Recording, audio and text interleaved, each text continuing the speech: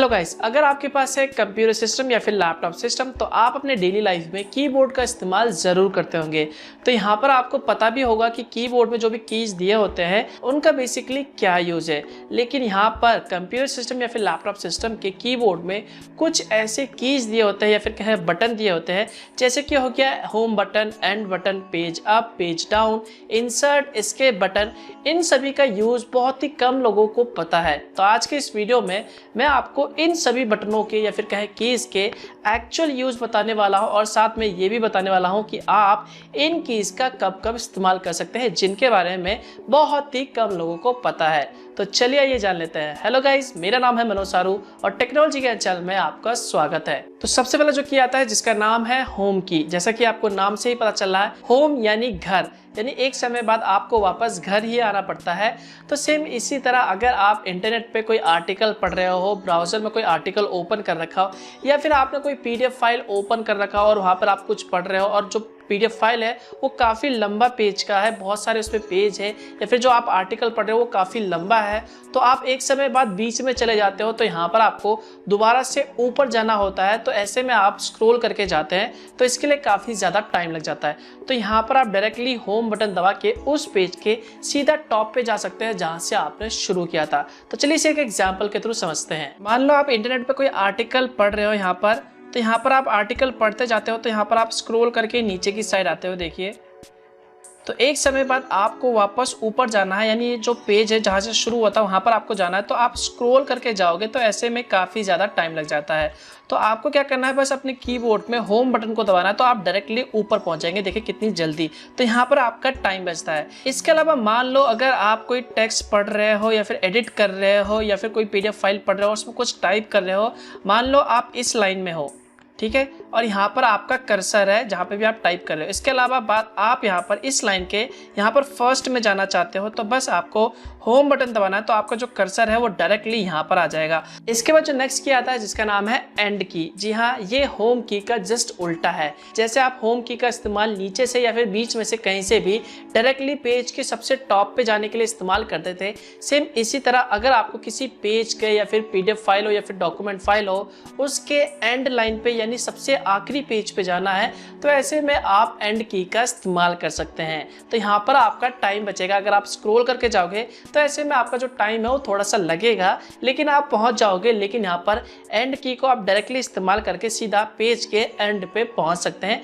जिससे ऑब्वियसली बात है आपका जो टाइम है वो काफी बचेगा। इसके बाद जो अगला की आता है जिसका नाम है page up and page down, जिसे बेसिकली हम PGUP यानी पेज अप और PGDN यानी पेज डाउन के नाम से भी जानते हैं।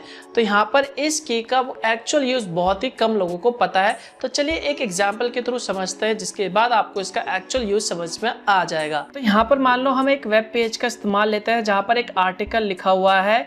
तो ये जो आर्टिकल है आप यहाँ पे देख सकते हैं। इसके बाद यहाँ पर ये हमारा कीबोर्ड है। तो यहाँ पर देखिए पेज अप और पेज डाउन का ये की दिया हुआ है। तो यहाँ पर मैं बेसिकली पेज डाउन का दबाता हूँ तो आप देख सकते हैं क्या होता है, सिर्फ एक पेज मूव होता है।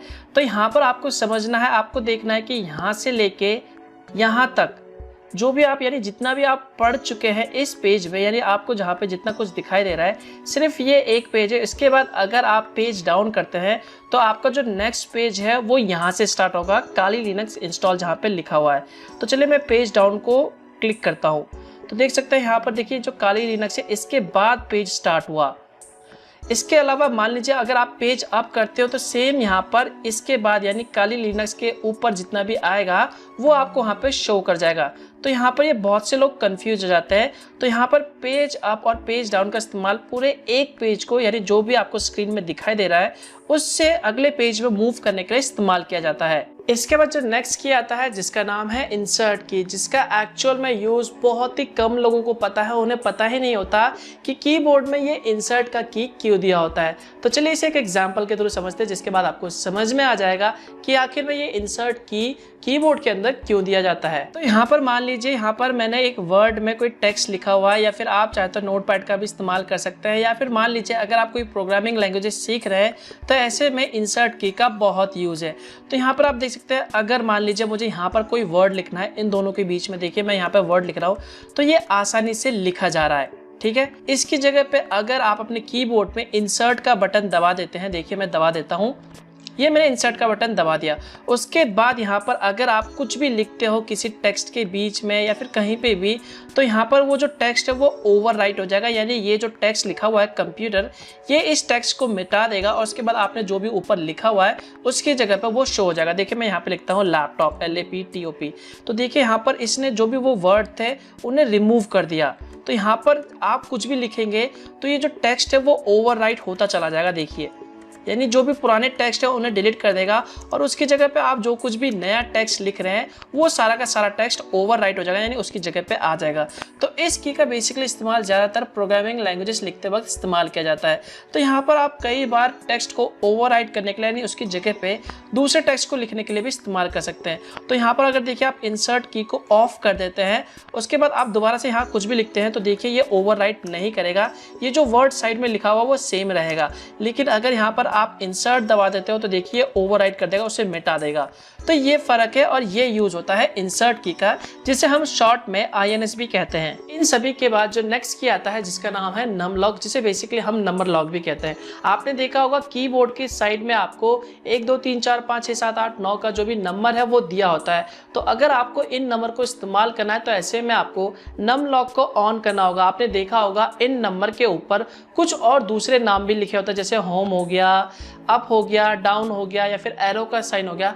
तो अगर आपको इन सभी फंक्शन को यानी जो भी नंबर के ऊपर लिखे हुए हैं इन्हें अगर आपको इस्तेमाल करना होगा तो ऐसे में आपको नंबर लॉक को ऑफ करना होगा, तभी ये फंक्शन काम करने वाले हैं। अगर आपने नंबर लॉक को ऑन कर रखा है और इन बटन्स को आप दबाते हो तो आपके जो भी स्क्रीन पे सिर्फ नंबर ही टाइप होंगे, ये फंक्शन काम नहीं करेंगे। अगर आपको ये फंक्शन इस्तेमाल करना है तो ऐसे में आपको नम लॉक को ऑफ करना होगा, उसके बाद आप इन की को प्रेस करेंगे तो ऐसे में नंबर टाइप नहीं होगा। तो बेसिकली यही यूज होता है नम लॉक का। इसके बाद जो नेक्स्ट इंपॉर्टेंट की आता है जो कि लास्ट है, जिसका नाम है एस्केप की, जिसे बेसिकली शॉर्ट में हम ESC भी कहते हैं। वेल इस ऑप्शन का इस्तेमाल बेसिकली आप किसी भी ऑपरेशन को कैंसिल करने के लिए या फिर कहें अबॉर्ट करने के लिए इस्तेमाल कर सकते हैं। फॉर एग्जांपल मान लो आपके कंप्यूटर स्क्रीन में कोई एक छोटा सा विंडो पॉपअप हो गया या फिर कोई विंडो एकदम से आपने खोल लिया और उसे आप डायरेक्टली बंद करना चाहते हैं बिना क्रॉस पे कैंसिल करें, या फिर मान लीजिए आप इंटरनेट से कोई फाइल डाउनलोड कर रहे हो और उस फंक्शन को या फिर कहें उस डाउनलोडिंग को आप रोकना चाहते हो, तो यहाँ पर बेसिकली आप डायरेक्टली एस्केप बटन को दबा के उसे रोक सकते हैं। यहाँ पर आपको कहीं और क्लिक करने की जरूरत नहीं है। इसके अलावा मान लीजिए आपने पावर पॉइंट प्रेजेंटेशन ओपन कर रखा है, तो आप पावर पॉइंट प्रेजेंटेशन से जो भी स्लाइड ओपन है उससे आप एग्जिट करना चाहते हैं, उसे कैंसिल करना चाहते हैं, तो ऐसे में आप एस्केप की का इस्तेमाल कर सकते हैं। तो यहाँ पर आप किसी भी चीज़ को कैंसिल करने के लिए यहाँ पर आप एस्केप की का इस्तेमाल कर सकते हैं। तो बेसिकली यही यूज होता है एस्केप की का। तो दोस्तों आई होप अब आपको इन सारे जो भी कीज़ है जिनका इस्तेमाल हम अपनी डेली लाइफ में बहुत ही कम करते हैं, जिनका यूज़ बहुत ही कम लोगों को पता है, आई होप अब आपको इनका जो एक्चुअल यूज़ है वो पता चल गया होगा। तो बस यार इस वीडियो के लिए बस इतना ही। वीडियो अच्छा लगे तो लाइक ज़रूर कर देना और कमेंट में बताना कि आपको ये वीडियो कैसा लगा, और हो सके तो इस वीडियो को शेयर कर देना ताकि और लोगों को भी इसके बारे में पता चल सके। इसके अलावा अगर आपको इस तरह की वीडियोस पसंद है तो चैनल को सब्सक्राइब करना मत भूलना, ये बिल्कुल फ्री है, और बेल आइकन पे जरूर दबाना ताकि मैं जब भी कोई ऐसा ही वीडियो अपलोड करूँ तो उसकी जानकारी आपको सबसे पहले मिल सके। तो मिलता हूँ मैं आपको एक और नए वीडियो के साथ, तब तक के लिए गुड बाय।